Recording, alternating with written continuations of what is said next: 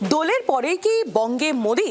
কারণ বিজেপি সূত্র মারফত যে খবর পাওয়া যাচ্ছে, প্রধানমন্ত্রী তিনি মার্চের দ্বিতীয় সপ্তাহেই আসতে পারেন, কলকাতায় তিনি আসতে পারেন এবং ব্রিগেডে তার সভাও হতে পারে। তার আগেই বিজেপির তরফ থেকে একাধিক বড় বড় মিছিলের পরিকল্পনাও নেওয়া হয়েছে। চলতি মাসের শেষ দিনে এসআইআর এর চূড়ান্ত তালিকা প্রকাশ করবে নির্বাচন কমিশন। তারপরে ভোট ঘোষণা কবে তা নিয়ে জোর চর্চা চলছে রাজ্য রাজনীতিতে। এরই মধ্যে ফের রাজ্যে আসতে চলেছেন প্রধানমন্ত্রী নরেন্দ্র মোদী।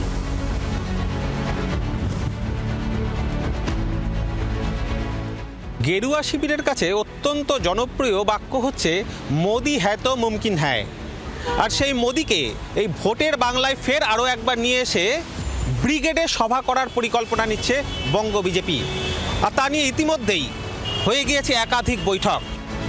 বিজেপির তরফে জানানো হয়েছে মার্চের দ্বিতীয় সপ্তাহে বাংলায় আসতে পারেন প্রধানমন্ত্রী। প্রধানমন্ত্রীকে দিয়ে ব্রিগেডে বড় মাপের সমাবেশ করার পরিকল্পনা রয়েছে বিজেপির। দলের শক্ত ঘাঁটি উত্তরবঙ্গেও মোদীকে দিয়ে সভা করাতে চায় গেরুয়া শিবির। ফেব্রুয়ারি মাস পার হয়ে গেলেই মাননীয় প্রধানমন্ত্রী থেকে শুরু করে মাননীয় স্বরাষ্ট্রমন্ত্রী, সর্বভারতীয় সভাপতি সবাই আসতে শুরু করবেন। তার কারণ হচ্ছে, যেহেতু এই মাসে মাইক ব্যবহারে নিষেধাজ্ঞা আছে, ভারতীয় জনতা পার্টি পরের মাস থেকে পুরো দমে পশ্চিমবঙ্গ জেতার জন্য যা যা করা দরকার তার জন্য লাফাবে এবং আমরা এবার পশ্চিমবঙ্গে ভারতীয় জনতা পার্টির সরকার, নরেন্দ্র মোদীর সরকার গঠন করব। কলকাতা, সিঙ্গুর, শিলিগুড়ি থেকে মালদা সাম্প্রতিক অতীতে একাধিকবার রাজ্য সফরে এসেছেন প্রধানমন্ত্রী। সরকারি কর্মসূচির পাশাপাশি জনসভাও করেছেন। ভোটের মুখে ফের মোদীকে কেন্দ্র করেই ঘুঁটি সাজাচ্ছে গেরুয়া শিবির। প্রধানমন্ত্রীর এই দুটি সভা শেষ হওয়ার পরপর বাংলা জুড়ে রথযাত্রা বের করবে বঙ্গ বিজেপি এবং 10টি বিভাগে, অর্থাৎ বিজেপির সাংগঠনিক 10টি বিভাগে এই রথযাত্রার পরিকল্পনা নেওয়া হয়েছে।